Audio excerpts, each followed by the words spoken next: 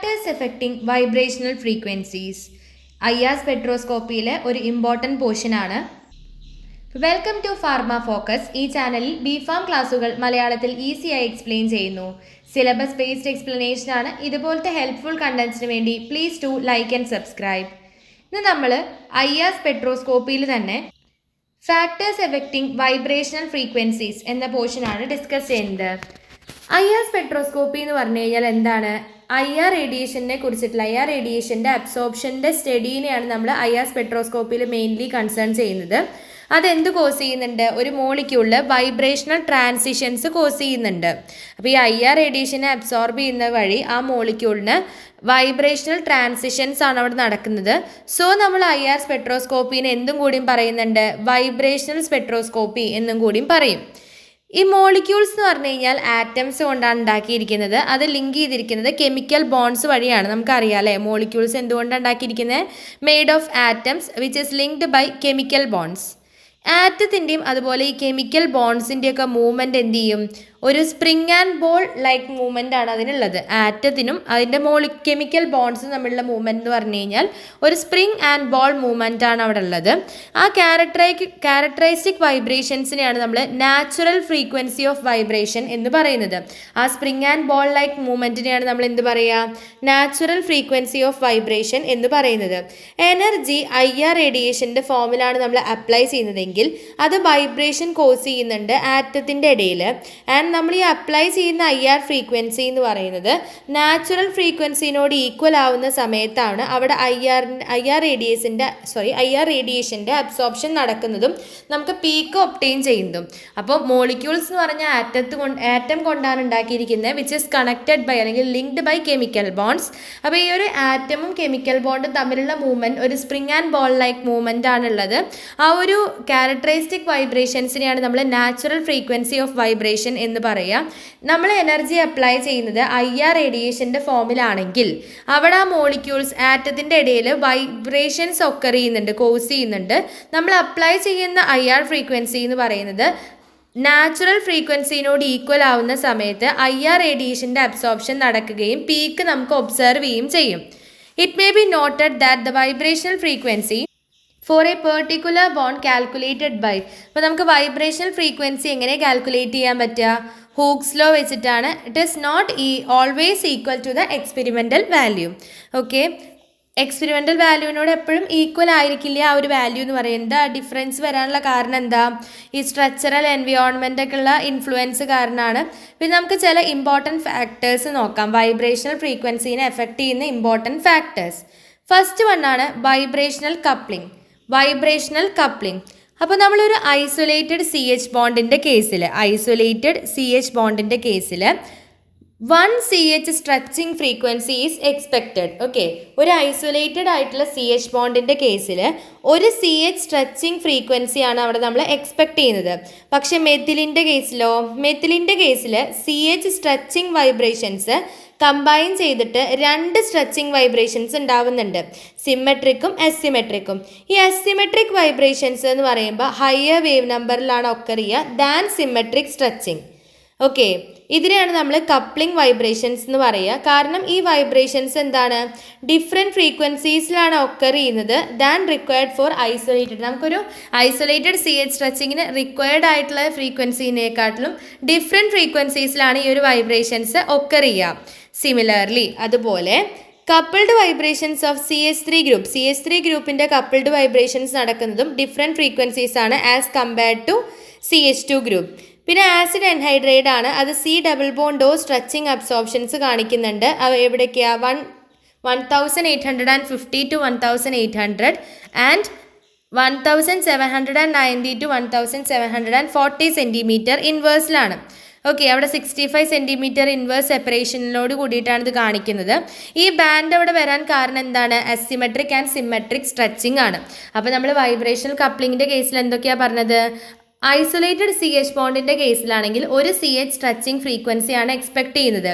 പക്ഷേ മെത്തിലിൻ്റെ കേസിലാണെങ്കിൽ C H stretching vibrations combine ചെയ്തിട്ട് രണ്ട് സ്ട്രെച്ചിങ് വൈബ്രേഷൻസ് ഉണ്ടാവുന്നുണ്ട്. അതാണ് സിമെട്രിക്കും അസിമെട്രിക്കും.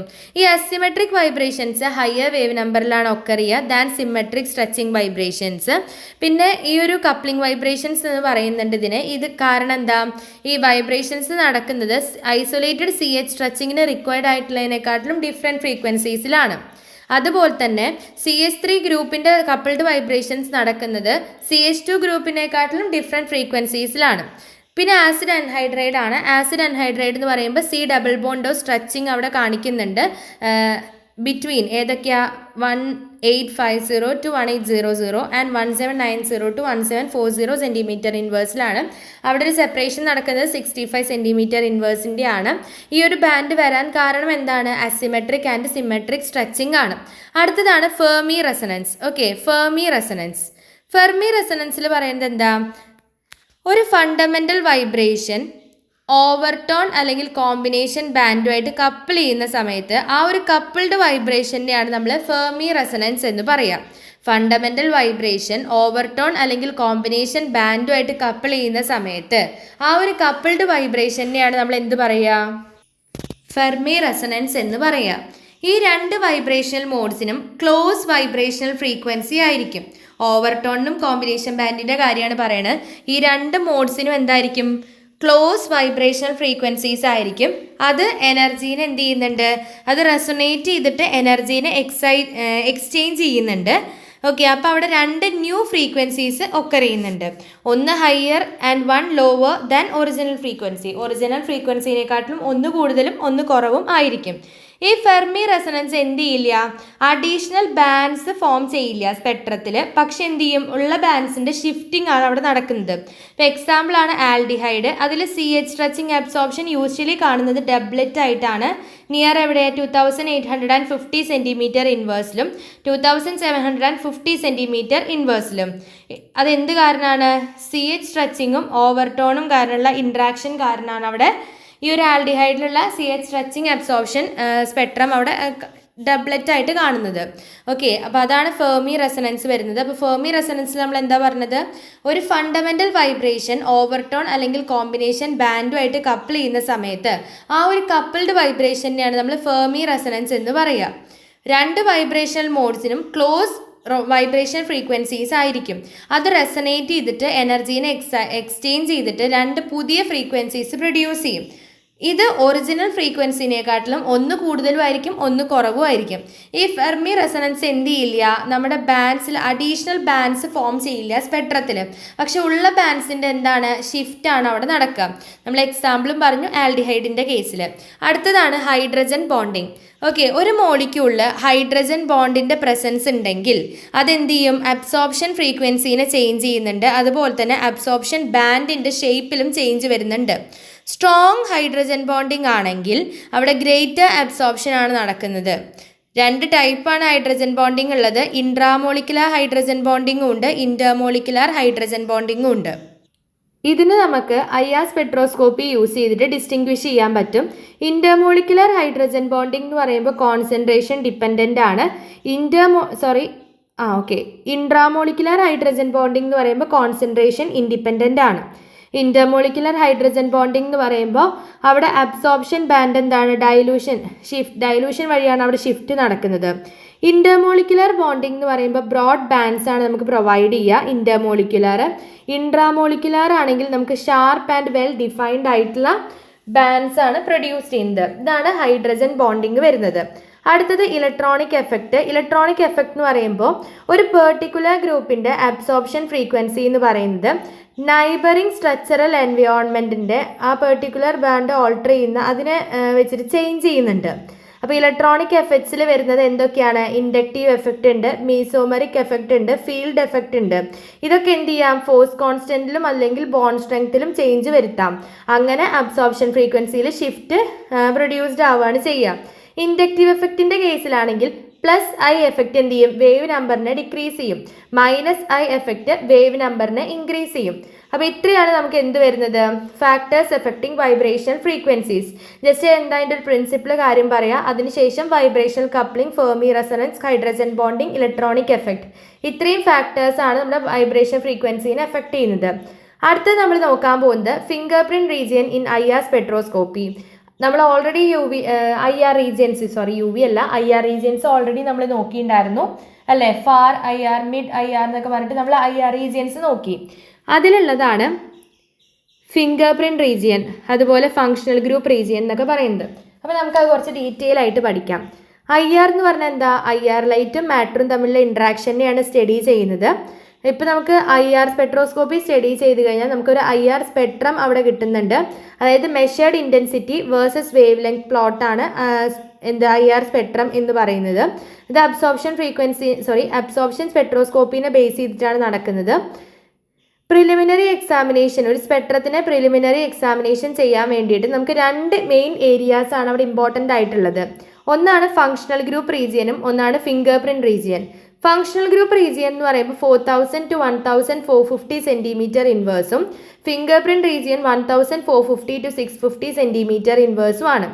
ഫങ്ഷണൽ ഗ്രൂപ്പ് റീജിയൻ എന്ന് പറഞ്ഞു കഴിഞ്ഞാൽ നമ്മൾ ഓൾറെഡി വേവ് ലെങ്ത്തിൻ്റെ കാര്യം പറഞ്ഞു. ഇതിനുശേഷം ഇതെന്തുമായിട്ട് അസോസിയേറ്റഡ് ആണ്, stretching vibrations of functional group such as OH, NH, double ബോണ്ടോനൊക്കെ ആയിട്ട് എന്താണ് അസോസിയേറ്റഡ് ആണ്. അടുത്തതാണ് fingerprint region. Fingerprint റീജിയനിൽ 1450 to 650 സെൻറ്റിമീറ്റർ ഇൻവേഴ്സ് ആണ് അതിൻ്റെ റേഞ്ച് വരുന്നത്. അത് ജനറലി എന്തുമായിട്ട് അസോസിയേറ്റ് ചെയ്തിരിക്കുന്നത്, complex vibrational and rotational energy ചേഞ്ചസുമായിട്ടാണ് അത് അസോസിയേറ്റ് ചെയ്തിരിക്കുന്നത്. നമ്മുടെ IR സ്പെക്ട്ര എന്ന് പറഞ്ഞു കഴിഞ്ഞാൽ യൂഷ്വലി അതിൽ എന്തൊക്കെ ഉണ്ട്, ബെൻഡിങ് വൈബ്രേഷൻസ് ഉണ്ട് വിത്തിൻ ദ മോളിക്യൂൾ. പിന്നെ ഈ പീക്കിൻ്റെ പാറ്റേൺ എന്ന് പറയുന്നത് കോംപ്ലിക്കേറ്റഡ് ആയിരിക്കും. അപ്പോൾ നമുക്ക് ഇൻഡിവിജ്വൽ ബാൻഡ്സിനെയൊക്കെ പിക്ക് ചെയ്യുക എന്ന് പറയുന്നത് കുറച്ച് ബുദ്ധിമുട്ടായിരിക്കും. ഫിംഗർ പ്രിൻറ്റ് റീജിയൻ എന്ന് പറഞ്ഞാൽ ഇമ്പോർട്ടൻ്റ് ആണ്, കാരണം ഓരോ ഡിഫറെൻറ്റ് കോമ്പൗണ്ട്സും അതിൻ്റേതായ പാറ്റേൺ ഓഫ് പീക്കാണ് അവിടെ പ്രൊഡ്യൂസ് ചെയ്യുക. അതായത് ഒരു ഫിംഗർ പ്രിൻറ്റ് പോലെ ഓരോരുത്തർക്കും ഓരോന്ന് യുണീക്ക് ആയിരിക്കും ഈ ഒരു ഫിംഗർ പ്രിൻറ്റ് റീജിയനിൽ ഓരോ കോമ്പണൻസിൻ്റെ കാര്യം. ഓക്കെ, അതുകൊണ്ട് തന്നെ രണ്ട് കോമ്പൗണ്ട്സിന് എന്തുണ്ടാവില്ല, ഐഡൻറ്റിക്കൽ IR സ്പെക്ട്ര ഈ ഫിംഗർ പ്രിൻറ്റ് റീജിയനിൽ ഉണ്ടാവില്ല. എക്സെപ്റ്റ് എന്താണ്, അതിൻ്റെ ഒരു എക്സെപ്ഷണൽ കേസാണ് എനാൻഷിയോമേഴ്സ്. ഒരു അൺനോൺ സാമ്പിളിനെ നമുക്ക് ഈസി ആയിട്ട് എന്ത് ചെയ്യാം, ഫിംഗർ പ്രിൻറ്റ് റീജിയനിൽ അതിൻ്റെ പീക്സ് തമ്മിൽ കമ്പയർ ചെയ്തിട്ട് നമുക്കൊരു അൺനോൺ കോമ്പൗണ്ടിനെ നമുക്ക് വേഗം കണ്ടുപിടിക്കാൻ പറ്റും.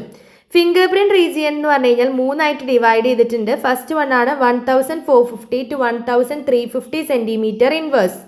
ഓക്കെ, അതിൽ ഒരു ഡബ്ലറ്റ് കാണുന്നുണ്ട് എവിടെ, 1380 to 1365 സെൻറ്റിമീറ്റർ ഇൻവേഴ്സിലാണ്. അതെന്തിൻ്റെ പ്രസൻസാണ് കാണിക്കുക, ഒരു ടെർഷ്യറി ബ്യൂട്ടൈൽ ഗ്രൂപ്പിൻ്റെ പ്രസൻസ് ആണ് കാണിക്കുന്നത്.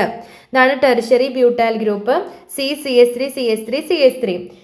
ഇതിൽ നൈട്രോ കോമ്പൗണ്ട്സിലെ രണ്ട് സ്ട്രോങ് ബാൻഡ്സും ഒന്ന് ഫിംഗർ പ്രിൻറ്റ് റീജിയനിൽ നിയർ 1350 സെൻറ്റിമീറ്റർ ഇൻവേഴ്സിലാണ് കാണുന്നത്. ഓക്കെ, അതിനൊരു എക്സാമ്പിളായിട്ട് പറഞ്ഞിരിക്കുന്നതാണ്. അടുത്തത് 1350 to 1000 centimetre inverse. Alcohol, esters, carboxylic acids, acid anhydrides ഒക്കെ ക്യാരക്ടറിസ്റ്റിക് അബ്സോർപ്ഷൻ ബാൻഡ് കാണിക്കുന്നുണ്ട് ഈ ഒരു റീജിയനിൽ. എന്ത് കാരണമാണ്, CO സ്ട്രെച്ചിങ് കാരണമാണ്. പ്രൈമറി ആൽക്കഹോൾസ് രണ്ട് സ്ട്രോങ് അബ്സോർപ്ഷൻ ബാൻഡ് കാണിക്കുന്നുണ്ട് 1350 to 1260 സെൻറ്റിമീറ്റർ ഇൻവേഴ്സിലും അതുപോലെ നിയർ 1050 സെൻറ്റിമീറ്റർ ഇൻവേഴ്സിലും. ഫീനോൾസ് ആണെങ്കിൽ അതിൻ്റെ അബ്സോർപ്ഷൻ നടക്കുക 1200 സെൻറ്റിമീറ്റർ ഇൻവേഴ്സിന് അടുത്താണ്. എസ്റ്റേഴ്സ് ആണെങ്കിൽ രണ്ട് സ്ട്രോങ് അബ്സോർപ്ഷൻ ബോൺസ് കാണിക്കുന്നുണ്ട് 1380 to 1050 സെൻറ്റിമീറ്റർ ഇൻവേഴ്സിൽ. ഓക്കെ, പിന്നെ CO സ്ട്രെച്ചിങ് ഇൻ ഈതേഴ്സ് കാണിക്കുന്നത് എവിടെയാണ്, 1150 to 1070 സെൻറ്റിമീറ്റർ ഇൻവേഴ്സ്. ഒക്കെ കാണാപ്പാടം പഠിക്കാൻ നിവർത്തിയുള്ളൂ കേട്ടോ. അടുത്തതാണ് ബിലോ 1000 സെൻറ്റിമീറ്റർ ഇൻവേഴ്സ്. ഈ ഒരു റീജിയനിൽ cis and trans isomers in alkene can be distinguish. നമുക്ക് ആൽക്കീൻസിലെ സിസ് ട്രാൻസ് ഐസോമേഴ്സിനെ ഡിസ്റ്റിംഗ്വിഷ് ചെയ്യാൻ പറ്റും. ഇതാണ് സിസ് ടൈപ്പ്, ഇതാണ് ട്രാൻസ് ടൈപ്പ്. സിസ് ടൈപ്പും ട്രാൻസ് ടൈപ്പും തമ്മിൽ വ്യത്യാസം അറിയാലോ. രണ്ട് സെയിം ആയിട്ടുള്ള കോമ്പൗണ്ട്സ് അത് ഒരേ സൈഡിലാണെങ്കിൽ അതിനെ നമ്മൾ ട്രാൻസ് എന്ന് പറയും, ഓപ്പോസിറ്റ് സൈഡിലാണെങ്കിൽ സിസ് എന്ന് പറയും.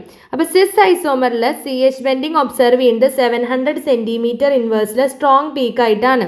ട്രാൻസ് ഐസോമറിൻ്റെ കേസിൽ CH ബെൻഡിങ് ഒബ്സർവ് ചെയ്യുന്നത് 970 to 960 സെൻറ്റിമീറ്റർ ഇൻവേഴ്സിൽ സ്ട്രോങ് പീക്കായിട്ടാണ്. അടുത്തത് നമ്മൾ നോക്കാൻ പോകുന്നതാണ് തെർമിസ്റ്റേഴ്സ്. തെർമിസ്റ്റേഴ്സ് എന്ന് പറഞ്ഞു കഴിഞ്ഞാൽ എന്താണ്? ഇതൊന്നും സിലബസിലുള്ളതല്ല, പക്ഷേ അഡീഷണൽ ആയിട്ട് നമ്മുടെ യൂണിവേഴ്സിറ്റി ക്വസ്റ്റ്യൻ പേപ്പേഴ്സിലൊക്കെ കാണുന്ന ക്വസ്റ്റ്യൻസ് ആണ്. അപ്പോൾ ഇമ്പോർട്ടൻ്റ് ആണ്. ഇതൊന്നും സിലബസിൽ ഉള്ളിലാണ് കിടക്കുന്നെങ്കിൽ ഇതൊന്നും വിട്ടുപോകാൻ പാടില്ല. തെർമിസ്റ്റേഴ്സ് എന്ന് പറഞ്ഞു കഴിഞ്ഞാൽ എന്താണ്? ഇലക്ട്രിക്കൽ റെസിസ്റ്റൻസ് ഉള്ളൊരു ഡിവൈസാണ്. അതെന്തായിരിക്കും? ഹൈലി ടെമ്പറേച്ചർ ഡിപ്പെൻഡൻ്റ് ആയിരിക്കും. നമ്മൾ തെർമിസ്റ്റേഴ്സിന് വേണ്ടി യൂസ് ചെയ്യുന്ന മെറ്റീരിയൽ ആണ് sintered oxides of cobalt, manganese and nickel. പിന്നെ ഒരു കോൺസ്റ്റൻറ്റ് പൊട്ടൻഷ്യൽ നമ്മൾ അപ്ലൈ ചെയ്യുകയാണെങ്കിൽ അവിടെ കറണ്ട് ഫ്ലോന് ഇല്ലുമിനേറ്റഡ് തെർമിസ്റ്ററിൻ്റെയും നോൺ ഇല്ലുമിനേറ്റഡ് തെർമിസ്റ്ററിൻ്റെയും ഇടയിൽ കറണ്ട് ഫ്ലോന് ഒരു ഡിഫറൻസ് ഉണ്ടാവുന്നുണ്ട്. അത് നമുക്ക് ഡിഫറൻഷ്യൽ ഓപ്പറേഷണൽ ആംപ്ലിഫയർ യൂസ് ചെയ്തിട്ട് എന്ത് ചെയ്യാം? മെഷർ ചെയ്യാൻ പറ്റും. അപ്പോൾ നമ്മളൊരു തെർമിസ്റ്ററിൽ കോൺസ്റ്റൻറ്റ് പൊട്ടൻഷ്യൽ അപ്ലൈ ചെയ്യുകയാണെങ്കിൽ അവിടെ ഇല്ലുമിനേറ്റഡ് തെർമിസ്റ്ററും നോൺ ഇല്ലുമിനേറ്റഡ് തെർമിസ്റ്ററും തമ്മിൽ ഒരു കറണ്ട് ഫ്ലോന് ഡിഫറൻസ് ഉണ്ടാവും. അത് നമുക്ക് ഡിഫറൻഷ്യൽ ഓപ്പറേഷണൽ ആംപ്ലിഫയർ യൂസ് ചെയ്തിട്ട് നമുക്ക് മെഷർ ചെയ്യാൻ പറ്റും. മിക്സ്ചറിൻ്റെ ടെമ്പറേച്ചർ കൂടുന്നതിനനുസരിച്ച് അതിൻ്റെ ഇലക്ട്രിക്കൽ റെസിസ്റ്റൻസ് എന്ത് ചെയ്യും? കുറയും. റെസ്പോൺസ് ടൈം ഏകദേശം 80 മില്ലി സെക്കൻഡ്സ് ആണ്. അത് ഫ്രീക്വൻസി എന്ന് പറഞ്ഞു കഴിഞ്ഞാൽ <12 ഹെർട്സ് ഫ്രീക്വൻസിയിൽ വേണം അത് ഓപ്പറേറ്റ് ചെയ്യാൻ വേണ്ടിയിട്ട്. അടുത്തത് അഡ്വാൻറ്റേജസ് എന്ന് പറയുമ്പോൾ സ്മോൾ ടെമ്പറേച്ചർ ചേഞ്ചസിന് പോലും ഹൈ സെൻസിറ്റിവിറ്റി ആണുള്ളത്. ടെമ്പറേച്ചർ മെഷർമെൻറ്റ്സ് എന്ന് പറഞ്ഞാൽ മോർ സ്റ്റേബിൾ ആവുന്നുണ്ട് യൂസ് ചെയ്യുന്നതിനനുസരിച്ച്. കോപ്പർ അല്ലെങ്കിൽ നിക്കൽ എക്സ്റ്റൻഷൻ വയേഴ്സ് നമ്മൾ യൂസ് ചെയ്യുന്നുണ്ട്. ഡിസഡ്വാൻറ്റേജസ് ആണ് ലിമിറ്റഡ് ടെമ്പറേച്ചർ റേഞ്ച് ആയിരിക്കും, ഫ്രെജൈലാണ്, പിന്നെ സം ഇനീഷ്യൽ ആക്യുറസി ഡ്രിഫ്റ്റ് ഉണ്ടാവുന്നുണ്ട്. പിന്നെ നമ്മൾ സെൻസേഴ്സ് ടെമ്പറേച്ചർ റേറ്റിങ്ങിന് ബിയോണ്ട് യൂസ് ചെയ്യുകയാണെങ്കിൽ ഡീകാലിബ്രേഷൻ കോസ് ചെയ്യും. പിന്നെ നമുക്ക് റീപ്ലേസ്മെൻറ്റിന് ഒരു സ്റ്റാൻഡേർഡ് ഇല്ല. അതൊക്കെയാണ് അതിൻ്റെ മെയിൻ ഡിസഡ്വാൻറ്റേജസ് വരുന്നത്. ഒരു തെർമിസ്റ്റർ എന്ന് പറഞ്ഞു കഴിഞ്ഞാൽ എന്താണ്? അതൊരു ടൈപ്പ് ഓഫ് റെസിസ്റ്റർ ആണ്. നമ്മൾ ടെമ്പറേച്ചർ ചേഞ്ചസിനെ മെഷർ ചെയ്യാൻ വേണ്ടിയിട്ടാണ് യൂസ് ചെയ്യുന്നത്. അതായത് നമ്മൾ ടെമ്പറേച്ചറിനെ ചേഞ്ചിനാക്കുന്നതനുസരിച്ച് റെസിസ്റ്റൻസ് മാറ്റം വരും. ഓക്കെ. പിന്നെ തെർമിസ്റ്റർ എന്ന വേർഡ് എന്ന് പറഞ്ഞു കഴിഞ്ഞാൽ തെർമൽ ആൻഡ് റെസിസ്റ്ററിൻ്റെ ഒരു കോമ്പിനേഷനാണ്. ഇതിനെ ഇൻവെൻറ്റ് ചെയ്തിരിക്കുന്നത് സാമുവൽ റൂബൻ ഇൻ 1930. ഈ തെർമിസ്റ്റേഴ്സ് എന്ന് പറഞ്ഞാൽ സെമി കണ്ടക്ടേഴ്സ് ആണ്. ടെമ്പറേച്ചർ സെൻസേഴ്സ് ആയിട്ട് യൂസ് ചെയ്യുന്നുണ്ട്. മെറ്റൽ ഓക്സൈഡ്സിൻ്റെ ഒരു mixture pressed into bead water or wafer or other shapes. അങ്ങനെയാണ് നമ്മൾ ഈ തെർമിസ്റ്റേഴ്സ് ഉണ്ടാക്കിയിരിക്കുന്നത്. ബീഡ്സ് എന്ന് പറയുന്നത് വെരി സ്മോൾ ആയിരിക്കും, <1 millimeter in some cases. Resistance എന്ന് പറയുമ്പോൾ ടെമ്പറേച്ചർ കൂടുന്നതിനനുസരിച്ച് റെസിസ്റ്റൻസ് എന്ത് ചെയ്യും? കുറയും. നെഗറ്റീവ് ടെമ്പറേച്ചർ കോഎഫിഷ്യൻ്റ് ആണ്, അതാണ് ആൽഫ. ഇതാണ് ഇക്വേഷന്. അപ്പോൾ അതിൻ്റെ ഇക്വേഷനാണ് alpha = Δr divided by RS × 1/Δt. ഈ ഒരു ഇക്വേഷനാണ് അതിനുള്ളത്. ഇതിൽ Δr എന്ന് പറഞ്ഞു കഴിഞ്ഞാൽ ചേഞ്ച് ഇൻ റെസിസ്റ്റൻസ് ആണ് due to temperature change. Temperature മാറ്റം വരുന്നതിനനുസരിച്ച് റെസിസ്റ്റൻസിൽ വരുന്ന മാറ്റമാണ് Δr. RS എന്ന് പറഞ്ഞു കഴിഞ്ഞാൽ ഒരു മെറ്റീരിയലിൻ്റെ റെസിസ്റ്റൻസ് ആണ് അറ്റ് റെഫറൻസ് ടെമ്പറേച്ചർ. ഓക്കെ. അപ്പോൾ ഇത്രയാണ് നമുക്ക് തെർമിസ്റ്ററിനെ കുറിച്ച് പഠിക്കാനുള്ളത്. ഇതാണ് ജസ്റ്റ് അതിൻ്റെ ഫിഗർ കൊടുത്തിരിക്കുന്നത്, തെർമിസ്റ്റർ. ഓക്കെ. അപ്പോൾ ഇത്രയാണ് നമുക്ക് IR സ്പെക്ട്രോസ്കോപ്പിയിൽ പഠിക്കാനുള്ളത്. അപ്പോൾ IR സ്പെക്ട്രോസ്കോപ്പിയിൽ ഒരു ഡീറ്റെയിൽ ആയിട്ടുള്ള വീഡിയോ തന്നെ നമ്മുടെ ചാനലിൽ അപ്ലോഡ് ചെയ്തിട്ടുണ്ട്. സിലബസിലുള്ള ടോപ്പിക്കും അതല്ലാതെ അഡീഷണൽ ആയിട്ട് പ്രീവിയസ് ഇയർ എന്നൊക്കെ എടുത്തിട്ടുള്ള പോർഷൻസും വെച്ചിട്ടാണ് നമ്മൾ ക്ലാസ് അപ്ലോഡ് ചെയ്തിരിക്കുന്നത്. അപ്പോൾ എല്ലാവരും അതൊക്കെ പോയി കാണുക. നോട്ട്സൊക്കെ ഡിസ്ക്രിപ്ഷൻ ബോക്സിൽ പിൻ ചെയ്ത് വെക്കാം. ഓരോ ചാപ്റ്റേഴ്സ് നമ്മൾ എടുക്കുമ്പോഴും അതിൻ്റെ നോട്ട്സ് നമ്മൾ ഡിസ്ക്രിപ്ഷൻ ബോക്സിൽ പിൻ ചെയ്ത് വെക്കുന്നുണ്ട്. അപ്പോൾ ഇത്രയേ ഉള്ളൂ ഇന്നത്തെ ക്ലാസ്. നമുക്ക് അടുത്ത ക്ലാസ്സായി വീണ്ടും കാണാം. Until then happy learning.